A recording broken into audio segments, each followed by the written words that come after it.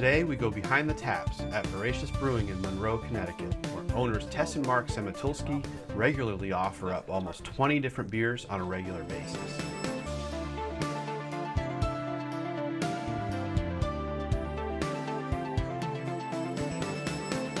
Next, they brought us into the brew house of their brewery, Veracious Brewing. I really want to know, like, how does this process work?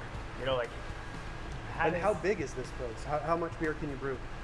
So right now we have a 7-barrel system. So behind you, there's 3 vessels. There's a hot liquor tank on the left, there's a mash tun in the middle, and a boil kettle on the right. So we use these 3 vessels when we make beer. And there's black pipes going into these 3 vessels. That's steam. So we have a steam boiler in the back. We turn it on, it generates steam. All these vessels are jacketed, and so we heat everything with steam, which is a very good way to make beer on a small scale because you don't have any hot points. So it just gradually heats everything up uniformly. So we heat hot water up to about 175 degrees in our hot liquor tank. Then we mix the grain with water into our middle mash tun right here. There's a big false bottom, a big stainless steel screen in the bottom of the mash tun. So we mash for 90 minutes, and during that time, there's enzymes in the grain, and when you heat grain up to 150 to 160, the enzymes convert starches into sugars at those temperatures. So after 90 minutes, we have a big vat full of water, grain, and sugar water. So we open a valve and let the water slowly drain down to the false bottom, and then by gravity into a boil kettle. Then we put more water on top, more hot water to wash more sugar out, and we pump the rest into our boil kettle. So it's another 90 minutes. Then we start adding hops, some in the beginning for bittering, at the end for flavor and aroma. And we do that for an hour. Then we whirlpool, so I run all the wort in the boil kettle through this pump, and it forms a whirlpool. The whirlpool gets more flavor out of your hops, and it also mixes the Irish moss with all your ingredients so that all the sludge settles to the bottom. So after like 10 minutes of whirlpooling or so, we run cold water constantly through these pipes on the walls.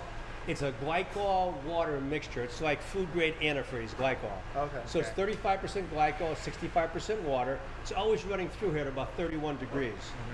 We run that through a pre-chiller on the wall, and then through this pipe, I run water through the pre-chiller, and it comes through at about 34 degrees. So I have 34 degree water going through my chiller here. I run 200 degree beer, unfermented beer through this way. I hook a hose up to the chiller, a hose up to my fermenter, and in 45 minutes, I've got 250 gallons of 70 degree wort in the tank. Wow. Meanwhile, I catch hot water back in my hot liquor tank, so I could use that for the next batch. Right.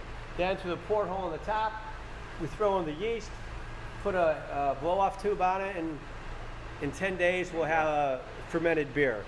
If it's dry hop, we dry hop after that, another 4 or 5 days. Yeah. So IPA may take you 17 days. Pale ale without hops would be 10 days.